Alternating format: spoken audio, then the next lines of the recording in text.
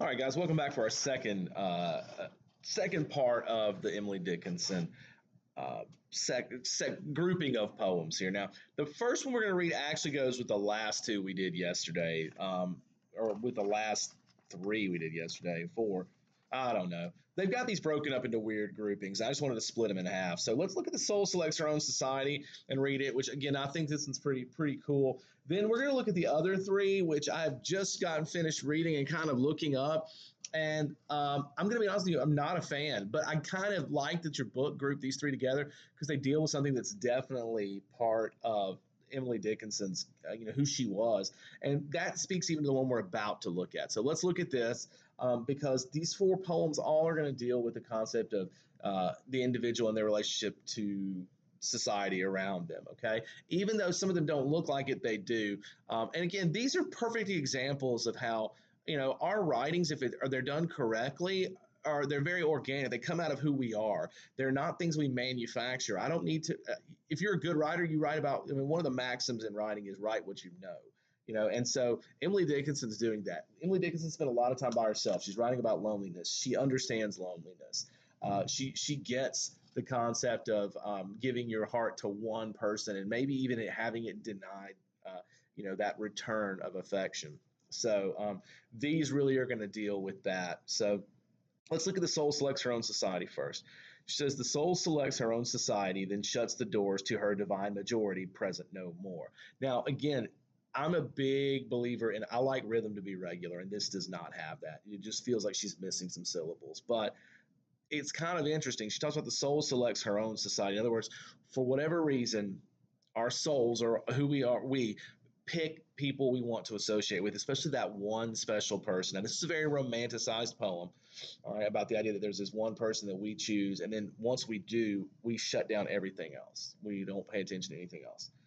Unmoved, she notes the chariots pausing at her low gate. Unmoved, an emperor be kneeling upon her mat, pointing out that no matter what else comes along, once you've chosen this is the person I want, then all these other things these other people don't exist, no matter how wonderful or great they may be. Says, I've known her from an ample nation. Choose one, then close the valves of her attention like stone. So again, she's pointing out that people will often pick this one person that they love, and this is the person they care about, and shut off even interactions with everyone else.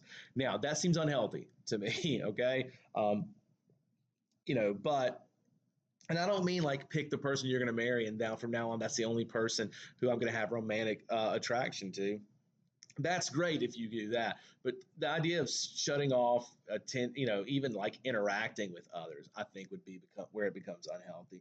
And you get that vibe from this, but that definitely speaks to who she was too. Okay, so this one's a pretty cool poem, just kind of the idea about attraction and it's not just like a physical attraction. It's that whole you meet someone and you feel like that whole soulmates concept is really ingrained in this. All right, now of the remaining three poems. I got to be honest with you. I read each of the three and I was like, because first, I'm a real big believer in the first impressions. If I'm going to love a poem, I'm going to love it on the first read. I'm going to find out more about it when I analyze it. But the three of these, none of them were ones that really, I love this poem. This one, the brain is wider than the sky, just a title, which of course is the first line, automatically kind of puts me off. It's weird to me. But let's tackle it and see what it has to do with the individual and society, okay? It says the brain, and again, three stanzas. Notice all of her poems that we have are very short. The brain is wider than the sky, for put them side by side, the one the other will contain with ease, and you beside. Now that's got the actual bouncy rhythm that I like. So that's what the brain, all three of these stanzas contain a paradox. This one about the brain being wider than the sky, which obviously that's not true, but a paradox is like it's not true on the surface, but when you really look, there's more to it. And she says that the brain's wider than the sky because your brain can sort of encompass so much more than that and can take it all in. And she's speaking to the beauty of intellect here and what we can do. She says the brain is deeper than the sea, for hold them blue to blue, the one the other will absorb as sponges buckets do. Okay, again, it's the concept of what our brains can do and the abilities they have, how deep we can be, I guess, if you want to use the same imagery she has. Again, singing the praises of our intellects. The brain is just the weight of God for heft and pound for pound, and they will differ, if they do, a syllable from sound. Okay, and this one's pointing out syllables are a part of sound. They're the same kind of, but and she's pointing out that our brains are, and she's remember this is that time period where transcendentalism was a thing. So I think she's kind of speaking a little bit to that, where she talks about how our brains are a part of God, is what she's kind of suggesting here. All right. Um, so kind of an interesting topic here about how powerful we are as individuals and our brains and what the abilities they have. What does that have to do with society? Well, when we start thinking about our brains and our intellect, that's part of what makes us individuals. And Emily Dickinson valued individuality. She's a weird girl. I mean, she was seen as weird in her community. I mean, she was legendarily strange. Okay, so but the fact is that with what God's blessed us with the brains we have, that we can do so much more than we ever would imagine. And she seems to see that. And it's sad that most of us don't anymore. We treat our brains like they're nothing. All right. Okay, look at these last two poems, which are exceptionally short. They're one stanza. This one's some 8 lines, and so it's an octave. The other one is 1, 2, 3, 4, 6 lines, so it's a sestet. Terms you don't need to know, just showing off there. So let's look at, and by the way, the pictures here are beautiful, man. I love snowy imagery, okay? But just the fact that your book chose to include that gives you a lot, because winter is a season that's typically associated with loneliness and sadness for most people. So we know, and then look at this one, there's a solitude of space. That's your first line. So the word solitude is already there. So we kind of get the idea that there may be something sad and, melancholy about these two poems, all right? Okay, there's a solitude of space, a solitude of sea, a solitude of death, but these societies shall be compared with that profound sight, that polar privacy, a soul admitted to itself, finite infinity. Okay, now rhyme scheme works, the enjambment makes this awkward again. But she's talking about this loneliness, this solitude. She's comparing loneliness. And loneliness is the last 3 lines. Polar privacy, a soul admitted to itself. So that's the idea of loneliness. All you can think. Your only company is yourself. She's comparing it to a solitude of space. Meaning you're actually by yourself. A solitude of death. You're completely alone. But she says these will be compared to something even bigger. And then she uses an oxymoron here, or a paradox again. I don't know how you want to put it. Finite infinity. Finite means it's something that's limited. Infinity means it goes on forever and ever. So those two don't work together. Um, there's Miss Greeno's got some notes in this book. I'm not so sure I totally agree with the notes here, but I'm going to go ahead and say them.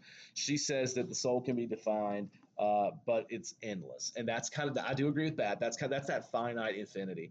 And then she says that one can find meaning of life within oneself. I don't know if that's what I agree with the statement. I don't know if that's what Emily Dickinson is saying, but it fits with her character. So maybe Miss Greeno's right. A person who spends a lot of time alone and by themselves can go in one of two directions. Can become bitter and angry and depressive about your loneliness, or you can start to really accept no one knows me better than me, and you can start to really figure out who you are by spending time alone. A lot of you that like to spend times with other people, with your friends, and you don't like being by yourself, probably understand yourself a lot less than the kids who have fewer friends and spend a lot of time on their own. So there's some depth in this poem. There's more to it than I'm giving. Okay, but then let's approach the last one, which, goodness gracious, this one was just a mess for me. I know what your book says, but guys, I'm going to be honest with you. This is one of those that probably given a repeat, I wouldn't have included this one because I just don't know what to do with it. I know the point she's getting to, but I don't know if that's really worth the time. She says, water is taught by thirst, land by the ocean's past, transport by throw, peace by its battles told, love by memorial mold, birds by the snow. Okay. Now, right away, you're looking at that like, well, what's going on? Well, each line you have like water and thirst, land, and then oceans. Transport and throws. Throws here means a pain. Okay. And transport, it looks like means happiness. So that line right, is happiness is taught by pain, peace by battles, love by cemetery grounds, and then finally birds and snow. So they're opposites. Although the last one, birds and snow, may not totally fit, but the other 5 lines definitely do. So she's saying basically the point of this poem is that we learn about one concept often by experiencing the opposite of it. Okay, let's start with the first one, like water and thirst. My wife won't drink water to save her life. She has to put water packets in and things like that. If you were to give her a bottle of water, she can't just drink plain water. But I tell you what, if she's out walking in the middle of July, move that in my mouth, out walking in the middle of July and gets really hot and sweaty, all of a sudden that water tastes really good. Okay, so we understand. Think about we always complain about lunch and how it's not enough or it doesn't taste good or things like that. But if you're hungry, there's nothing that tastes better. So often our experiences and our with things are based on the fact that we lack those things. Is the point she's making. And again, if we go back to the point of individuals versus society, she's pointing out that we can learn a lot about the Solitude of Space poem talked about we can learn a lot about ourselves by being alone. I think this one teaches us that we can learn a lot about ourselves by being around others too, because I'm not like I learn a lot about myself just sitting here talking with students on a daily basis and with my other colleagues. Just again because I'm especially the ones who are very different from me. I listen to what they say and I'm like, oh, I just don't agree, and then it makes me start thinking about why I do feel that way, and it brings out a little bit of more of do I really feel this way, and if I do, why? And that's kind of what I think we're dealing with here. Now, I want to point out again that poetry, especially lyrical poetry, is about a single emotion or thought. We typically want to put way too much depth to things that don't have it, and it's not that they're not good. Depth doesn't equal like talent or good. Now, it's great when somebody says something deep and they say it in a clever way, but a lot of these poems are just about um, first of all, they're about you figuring it out yourself. You have to get in the maze and wander. But the other thing about them is about just trying to evoke some sort of emotion or thought just for a brief second. So often a 6 or an 8 line poem can do that. And that's what these are attempting to do. Again, I don't think Dickinson's poetry is always very good at doing what it says it's going to do. Now, that being said, tomorrow we're going to start on Walt Whitman. Whitman wrote for publication. Whitman knew what he was doing. So his stuff is very much so designed to evoke certain emotions and do certain things, and it's polished, is what Dickinson's isn't really. All right. So we're going to get to see. Now, they're both very important to the historical elements of American literature. So I'm not going to say either of them is non-important. But as far as their talent-wise, what we see of Whitman's is much better, in my opinion, than what we saw of Dickinson's. Now, what their actual abilities were, who knows? Like I said, Emily Dickinson wasn't trying to do the same things Whitman was. But Whitman's going to be fun to tackle tomorrow. Be a little bit more depth to it, a little bit more to unpack. And the longer the poem is, often the more there is to do with it. That's just natural. Dickinson's poems are typically quite short and quite to the point, even if it is in a roundabout way. All right. Okay, guys. Well, thank you for bearing with me through the first time I've ever taught this. I doubt that from years in the future I'm going to keep using this video.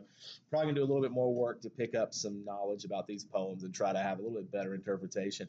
By the way, if anyone watches this and they have a different opinion or they think something I said is completely wrong, I would love to hear about it.